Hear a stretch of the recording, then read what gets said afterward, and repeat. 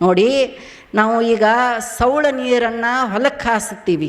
ಸೌಳ ನೀರನ್ನು ಹೊಲಕ್ಕೆ ಹಾಸ್ತೀವಿ, ಆದರೆ ಹೊಲದಾಗ ರುಚಿಯಾದ ಸಿಹಿಯಾದ ಕಬ್ಬಿನೊಳಗೆ ಕಬ್ಬಿನ ರಸ ಬೆಳೆಯುತ್ತದೆ. ಎಂಥ ಸೃಷ್ಟಿ ಭಗವಂತನದ್ದು. ಕಬ್ಬಿಗೆ ಯಾರ ಹೋಗಿ ರುಚಿಯಾಗಲಿ ಅಂತ ಸಕ್ಕರೆ ಹಾಕಿದವರ ಜೀವನ ಯಾರೂ ಇಲ್ಲ. ಸೌಳ ನೀರು ಕಬ್ಬಿಗೆ ಹಾಸಿವಿ, ಆದರೆ ಕಬ್ಬಿನೊಳಗೆ ಸಿಹಿಯಾದ ರಸವನ್ನು ತುಂಬಿಟ್ಟಿದ್ದಾನೆ. ಎಂಥ ವೈಶಿಷ್ಟ್ಯತೆ ಅವನದ್ದು.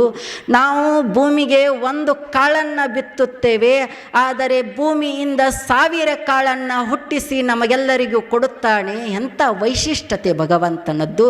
ಇವತ್ತು ನಾವು ವಿಜ್ಞಾನದಲ್ಲಿ ಮುಂದುವರೆದಿರ್ಬೋದು, ಆದರೆ ಎಷ್ಟು ಮುಂದುವರೆದ್ರೂ ಒಂದು ಕಾಳು ತಗೊಂಡ 10 ಕಾಳು ಮಾಡುವ ಶಕ್ತಿ ಇನ್ನೂ ನಮಗೆ ಬಂದಿಲ್ಲ.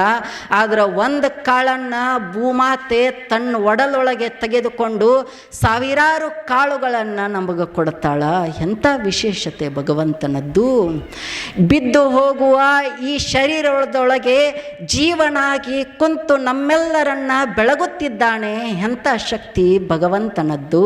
ಒಂದಿಷ್ಟು ಭಗವಂತನನ್ನು ನೆನೆಯಬೇಕಲ್ಲ, ಧ್ಯಾನಿಸಬೇಕಲ್ಲ. ನಾವು ಏನು ಮಾಡ್ತೀವಿ ಅಂತಂದ್ರೆ, ಭಕ್ತಿ ಒಳಗೆ 2 ಪ್ರಕಾರಗಳು ಬರ್ತಾವೆ. ಒಂದು ಸಕಾಮ ಭಕ್ತಿ, ಇನ್ನೊಂದು ನಿಷ್ಕಾಮ ಭಕ್ತಿ. ಸಕಾಮ ಭಕ್ತಿ ಅಂತಂದರೆ ಏನು? ಸಕಾಮ ಭಕ್ತಿ ಅಂತಂದ್ರೆ ಒಳಗಡೆ ಕಾಮದ ಭಾವನೆಗಳನ್ನು ಇಟ್ಕೊಂಡು ಭಕ್ತಿ ಮಾಡೋದು.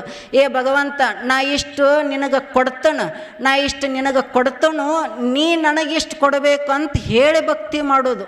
ನಿಷ್ಕಾಮ ಭಕ್ತಿ ಅಂತಂದರೆ ಏನು?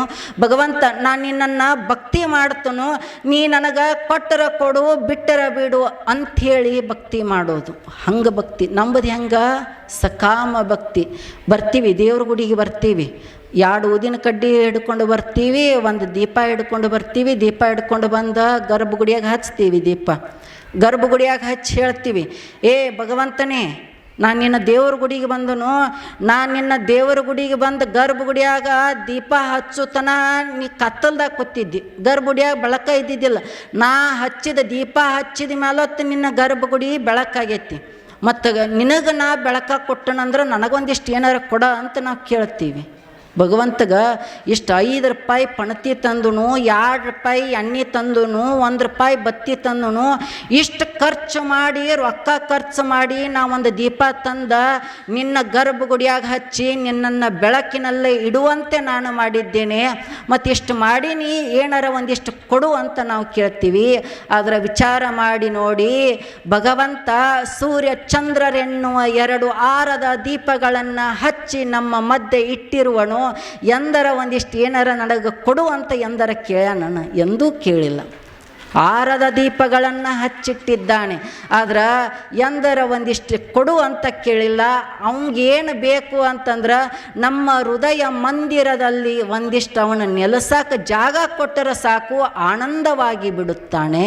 ಭಗವಂತ ಆನಂದವಾಗಿ ಬಿಡುತ್ತಾನೆ. ಒಬ್ಬಾಕಿ ಒಂದು ಊರಾಗ ಒಬ್ಬಾಕಿ ಅಜ್ಜಿದ್ಲು. ಆಕಿ ತುಪ್ಪದ ದೀಪ ಹಚ್ಚಾಕಿದ್ದಿನ ದೇವರಿಗೆ 1 ವಾರ ಆಯ್ತು, 2 ವಾರ ಆಯ್ತು. ಭಾಳ ಜಿಪುಣ ಅಜ್ಜಿ, ಭಾಳ ಜಿಪುಣ. ಆದ್ರೆ ದೇವರಿಗೆ ತುಪ್ಪದ ದೀಪ ಹಚ್ಚಾಕಿ. ತುಪ್ಪದ ದೀಪ 1 ವಾರ ಆಯ್ತು, 2 ವಾರ ಆಯ್ತು, 3 ವಾರ ಆಯ್ತು, 4 ವಾರ ಆಯ್ತು, 1 ತಿಂಗಳಾಯ್ತು. 1 ತಿಂಗಳಾಗಂತೆ ಭಗವಂತಗೆ ಅನ್ನಿಸ್ತು, ಅಲ್ಲ ತುಪ್ಪದ ರೇಟ ಭಾಳ ಐತಿ, ಮತ್ತು ಈಗಾದ್ರೆ ಭಾಳ ಜಿಪುಣಿ. ನನಗೆ 1 ತಿಂಗಳಾಯ್ತು ತುಪ್ಪದ ದೀಪ ಹಚ್ಚಾಕತ್ತಾಳ, ಭಾಳ ಖುಷಿ ಆಯ್ತು, ಈಕೆನ ನೋಡಬೇಕು ಅಂತ ಮುದುಕಿ ಅಂತಲೇ ದೇವರು ಬಂದ ಅಜ್ಜಿ, ನೀನು ತುಪ್ಪದ ದೀಪ ಹಚ್ಚೋದು ನನಗೆ ಪ್ರೇಮವನ್ನು ಉಂಟು ಮಾಡಿದೆ, ನನಗೆ ಭಾಳ ಆನಂದ ಆಗೈತಿ. ಯಾರೂ ತುಪ್ಪದ ದೀಪ ಹಚ್ಚೋಲ್ರು, ಎಲ್ಲ ತುಪ್ಪ ಭಾಳ ಆಗೈತಿ ರೇಟ್ ಅಂತ ಯಾರೂ ತುಪ್ಪದ ದೀಪ ಹಚ್ಚೋಲ್ರು. ಆದ್ರೆ ನೀ ಬಂದು ತುಪ್ಪದ ದೀಪ 1 ತಿಂಗಳಾತ್ಲ ಹಚ್ಚಾಕತಿ, ನನಗೆ ಭಾಳ ಖುಷಿ ಆಗೈತಿ ಅಜ್ಜಿ ಅಂತ ದೇವ್ರು ಹೇಳಿದ. ಆಕೆ ಅಂದ್ಲು, ಎಲ್ಲಿ ಖುಷಿ ಹಾಳಾಗಿ ಹೋಗ್ಲಿಪ್ಪ, ಎದಕ್ಕೆ ತುಪ್ಪದ ದೀಪ ಹಚ್ಚಾಕತ್ತನ ಮೊದಲು ಕೇಳ. ಮೊನ್ನೆ ಅಮಾಸೆ ಇತ್ತಪ್ಪ, ಅಮಾಸೆ ದಿನ ಹೋಳಿಗೆ ಮಾಡಿದ್ನಿ, ಹೋಳಿಗೆ ಮಾಡಿ ತುಪ್ಪ ಕಾಸಿ ಕೆಳಗಿಟ್ಟಿದ್ನಿ. ಕೆಳಗಿಟ್ಟು ಅದ ಕ್ಷಣಕ್ಕೆ ನೀರು ಬಂದು ಓಣ್ಯಾಗ ನೀರು ಹಿಡ್ಕೊಂಡು ಬರಾಕ ಓಡೋಡ್ಕೋತ ಕುಡ ತಗೊಂಡ ಓಣ್ಯಾಗ ಹೋದ್ನಿ. ಓಣ್ಯಾಗ ಹೋಗೋಟಾಗೆ 20 ಮಂದಿ ನಿಂತಿದ್ರು, ನೀ ತುಂಬಕೋ ನಾ ತುಂಬಕೋ ಜಗಳಾಡೋಟಾಗೆ ತಡ ಆಯ್ತು. ಅಷ್ಟೊತ್ತಾಗೆ ಏನಾಗಿತ್ತು ಅಂದ್ರೆ ಒಂದು ನಾಯಿ ಬಂದು ತುಪ್ಪದ ಗಿಂಡಿ ನೆಕ್ಕಾಕತ್ತಿತ್ತು. ನಾನು ನೀರು ತೊಗೊಂಡು ಬನ್ನಿ, ನೀರು ತೊಗೊಂಡು ಬಂದ ತುಪ್ಪದ ಗಿಂಡಿ ನಾಯಿ ನೆಕ್ಕೋದು ನೋಡಿದ್ನಿ. ನನ್ನ ತುಪ್ಪ ತಿನ್ನೋದಾಗಂಗಿಲ್ಲ, ತುಪ್ಪ ವೇಸ್ಟ್ ಆಕತ್ತೆ ಅಂತ ನಿನಗೆ ತುಪ್ಪದ ಬತ್ತಿ ಮಾಡಿ ಹಚ್ಚಿ ನಾ ಏನು ಹಚ್ಚಾಕಲ್ಲ ಅಂತ ಮುದಿ ಕೇಳಿದ್ಲು. ನಾ ಏನು ಹಚ್ಚಾಕಿಲ್ಲ.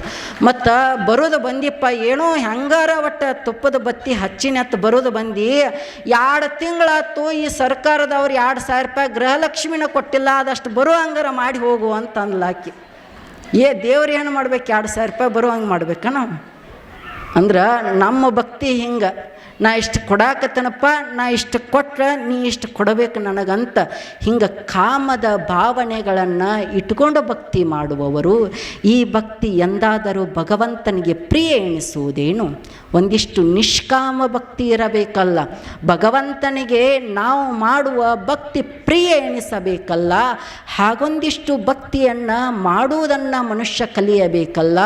ಭಗವಂತ ನಮ್ಮನ್ನು ಭೂಮಿಗೆ ಕಳಿಸಿರೋದು ಅವನ ಧ್ಯಾನವನ್ನು ಮಾಡಿ ಮೈಮರೆಯೋದಕ್ಕೆ, ಸುಖದ ಸಂಪತ್ತನ್ನು ಅನುಭವಿಸಿ ಹೋಗಲು ಬಂದವರಲ್ಲ ನಾವು. ಇಲ್ಲಿ ಭಗವಂತ ನನ್ನೊಂದಿಷ್ಟು ಸ್ಮರಣೆ ಮಾಡು, ಎಷ್ಟು ಸಾಧ್ಯ ಆಕತ್ತೆ ಅಷ್ಟು ಒಳ್ಳೆಯ ಕಾರ್ಯಗಳನ್ನು, ಒಳ್ಳೆಯ ಕೆಲಸಗಳನ್ನು, ಒಳ್ಳೆಯ ಆಚಾರ ವಿಚಾರಗಳನ್ನು ಮಾಡಿ ಹೋಗುವಂಥ ಭಗವಂತ ನಮ್ಮನ್ನೆಲ್ಲರನ್ನ ಭೂಮಿಗೆ ಕಳಿಸಿದ್ದಾನೆ. ಅದನ್ನು ಮರೆಯಬಾರದಲ್ಲ, ನಾವು ಮರೆಯಬಾರದಲ್ಲ.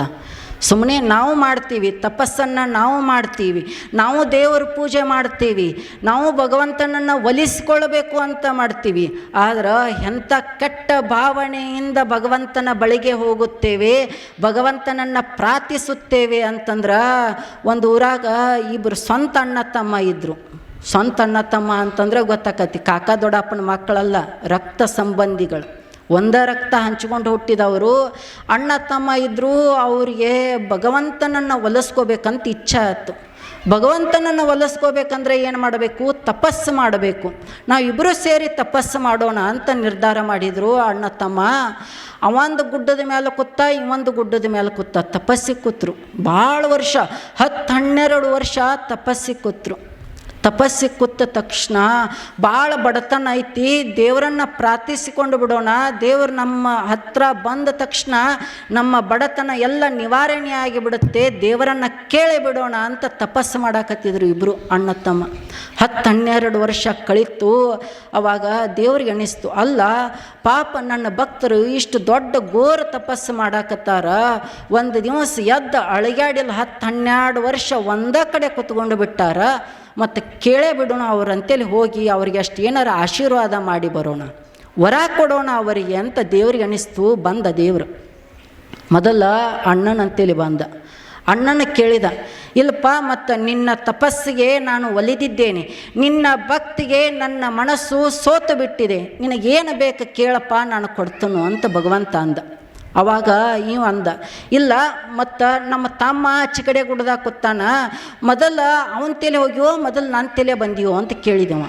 ಇಲ್ಲ, ಮೊದಲು ನಿನ್ನ ತಲೆ ಬಂದನು, ಮತ್ತು ನೀ ದೊಡ್ಡವಲ್ಲ, ನಿನ್ನ ತಲೆ ಮೊದಲು ಬಂದನು ಅಂತಂದ.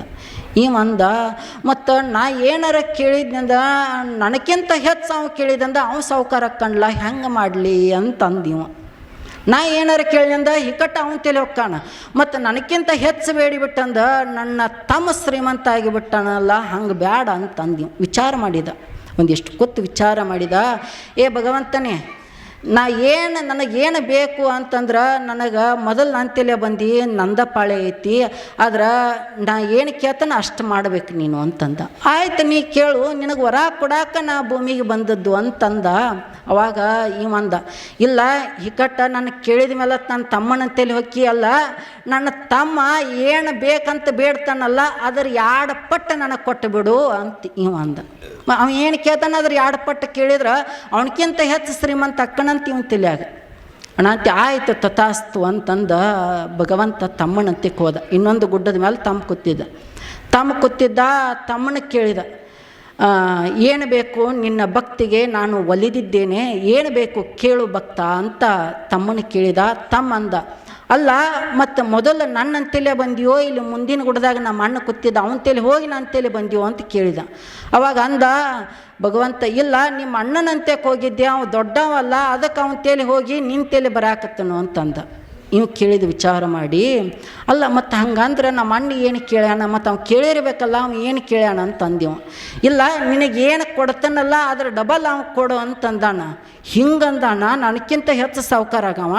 ಹಂಗಾದ್ರೆ ಅವನಿಗೊಂದು ಪಾಠನ ಕಲಿಸ್ಬೇಕಂತ ಏನಂದ, ಏ ಭಗವಂತನೇ ನನಗೆ ಆಸ್ತಿ ಬೇಡ, ಅಂತಸ್ತು ಬೇಡ, ಹೊಲ ಬೇಡ, ಮಣಿ ಬೇಡ, ಮತ್ತು ಎಲ್ಲ ನಾ ಕೇಳಿದ್ನಂದ ನಾ ತೊಗೊಂಡ್ನಂದ ನಮ್ಮ ಅಣ್ಣಗೆ ಅದ್ರ ಡಬಲ್ ಆಗಿಬಿಡ್ತತಿ, ಮತ್ತು ಅವಂಗೆ ಡಬಲ್ ಆತಂದ ನನಗೆ ಅದನ್ನು ಸಹಿಸ್ಕೊಳ್ಳೋದಾಗಂಗಿಲ್ಲ. ನನಗೇನು ಕೊಡು ಅಂತಂದ್ರೆ ನಂದು ಒಂದು ಕಾಲು ಹೋಗುವ ಹಂಗೆ ಮಾಡು, ನಂದು ಒಂದು ಕೈ ಹೋಗುವ ಹಂಗೆ ಮಾಡು, ನಂದು ಒಂದು ಕಣ್ಣು ಹೋಗುವ ಹಂಗೆ ಮಾಡು ಅಂತ ಇವ್ನು ಕೇಳಿದ.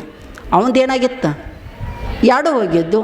ಅಂದ್ರೆ ನಂಬದು ಹಿಂಗೆ ಜಿದ್ದಿಗೆ ಬಿದ್ದ ದೇವ್ರನ್ನ ಕೇಳೋರು ನಾವು.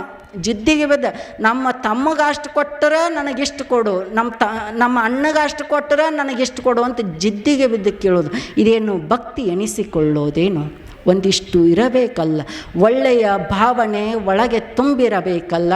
ಭಗವಂತ ನೀನು ನನಗೆ ಕೊಡು, ಕಲ್ಮೇಶ್ವರ ನೀನು ನನಗೆ ಕೊಡು, ಆದರೆ ನಿನ್ನ ದೇವಸ್ಥಾನಕ್ಕೆ ನಾನು ನಿತ್ಯ ಬರುವೆ, ನಿನ್ನನ್ನು ನಾನು ನಿತ್ಯ ಪೂಜಿಸುವೆ. ಯಾಕೆ ನಿನ್ನನ್ನು ನಾನು ನಿತ್ಯ ಪೂಜಿಸುವೆ ಅಂತಂದರೆ, ಜಗತ್ತಿನಲ್ಲಿ ಅನೇಕ ಪ್ರಾಣಿ ಪಕ್ಷಿಗಳು ಇದ್ದಾವೆ.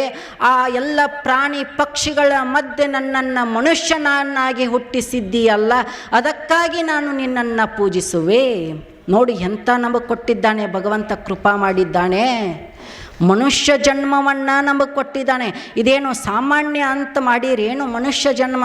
ಮತ್ತು ಮನುಷ್ಯ ಜನ್ಮದೊಳಗೆ ಭಾರತದಾಗ ಹುಟ್ಟು ಹಂಗೆ ಮಾಡ್ಯಾನ, ಭಾರತದಾಗ ಹುಟ್ಟು ಹಂಗೆ ಮಾಡ್ಯಾನ ಅಷ್ಟ ಅಲ್ಲ, ಮತ್ತು ಇಂಥ ಎಲ್ಲ ಚಲೋ ಸುತ್ತಮುತ್ತಲು ಚಲೋ ಜನರನ್ನು ಕೊಟ್ಟು ಅವ್ರ ಮಧ್ಯೆ ನಮ್ಮನ್ನು ಸೃಷ್ಟಿ ಮಾಡಿ ಬಿಟ್ಟಿದ್ದಾನೆ. ಸುಂದರವಾದ 2 ಕಣ್ಣುಗಳನ್ನು ಕೊಟ್ಟಿದ್ದಾನೆ, 2 ಕಾಲುಗಳನ್ನು ಕೊಟ್ಟಿದ್ದಾನೆ, ದುಡಿಯಲು 2 ಕೈಗಳನ್ನು ಕೊಟ್ಟಿದ್ದಾನೆ. ಇಷ್ಟೆಲ್ಲ ಕೊಟ್ಟ ಭಗವಂತನಿಗೆ ನಾವು ಒಂದಿಷ್ಟು ಏನನ್ನಾದರೂ ಕೊಡುವುದನ್ನು ಕಲಿಯಬೇಕಲ್ಲ, ಕೊಡುವುದನ್ನು ಕಲಿಯಬೇಕಲ್ಲ. ನಾವು ತೆಂಗಿನಕಾಯಿ ಮಠಕ್ಕೆ ಹೋದ್ರೆ ಒಡೆದ್ರೆ ಭಗವಂತ ಮೆಚ್ತಾನಂತಿಲ್ಲ. ಒಂದು ಬಾರಿ ಮೆಚ್ಚಬಹುದು, ಮೆಚ್ಚದೇ ಇರಬಹುದು. ನಾವು 2 ಊದಿನ ಕಡ್ಡಿ ತೊಗೊಂಡು ಕಡ್ಡಿ ಕಸಬರಿಗೆ ಅಂತ 2 ಊದಿನ ಕಡ್ಡಿ ತಂದು ಪಟಾಪಟ ಹಿಂಗೆ ಅವನ ಮಾರಿಗೆ ಬೆಳಿಗ್ಗೆ ಮತ್ತು ಅವಂಗ ಚುಚ್ಚೆ ಹೋದ್ರೆ ದೇವರು ಒಪ್ಕೋತಾನ ಇಲ್ಲ ಅಂತಿಲ್ಲ. ಮತ್ತು ಅದ್ರಾಗ ಹೂರ್ನಿರಂಗಿಲ್ಲ ಅಂತ ಕಡುಬು ತಂದ ಇದು ನಿನ್ನ ಕಡೆ, ಇದು ನನ್ನ ಕಡೆ, ಇದು ನಿನ್ನ ಕಡೆ, ಇದು ನನ್ನ ಕಡೆ ಅಂತ ಮಾಡಿದ್ರೆ ಒಪ್ಪತಾನೆ ಇಲ್ಲ ಅಂತ ಗೊತ್ತಿಲ್ಲ. ಆದ್ರೆ ನೀವು ಏನು ಮಾಡಿದ್ರೆ ಭಗವಂತ ಒಪ್ಪತಾನ ಅಂತಂದ್ರೆ, ಯಾರು ಏನು ಇರೋದಿಲ್ಲ ಅವ್ರಿಗೊಂದು ರೊಟ್ಟಿ ಕೊಟ್ಟರೆ ಭಗವಂತ ಒಪ್ಪತಾನ.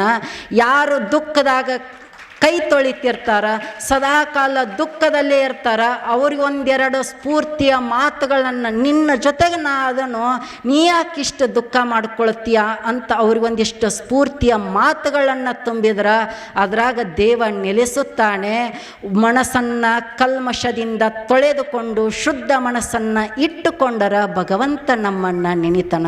ಅದಕ್ಕೋಸ್ಕರ ನಿತ್ಯ ನಿರಂತರವಾಗಿ ನಾವು ನೀವೆಲ್ಲರೂ ಆ ಭಗವಂತನ ಸ್ಮರಣೆಯನ್ನು ಮಾಡ್ತಾ, ಆ ಕಲ್ಮೇಶ್ವರನ ಆರಾಧನೆಯನ್ನು ಮಾಡ್ತಾ, ಆ ಕಲ್ಮೇಶ್ವರ ಕೊಟ್ಟ ಈ ಬದುಕನ್ನು ಧನ್ಯತೆಯೆಡೆಗೆ ಸಾಗಿಸಿಕೊಂಡು, ಏ ಭಗವಂತನೇ ನನಗೆ ನೀನು 50 ವರ್ಷ ಆಯಸ್ಸು ಕೊಡು, 60 ವರ್ಷ ಆಯಸ್ಸು ಕೊಡು, 70 ವರ್ಷ ಆಯಸ್ಸು ಕೊಡು, ಆದ್ರೆ ನನಗೆ ಇಷ್ಟ ವರ್ಷ ಕೊಟ್ಟ ಆಯಸ್ಸು ನನಗೆ ದೊಡ್ಡದಲ್ಲ.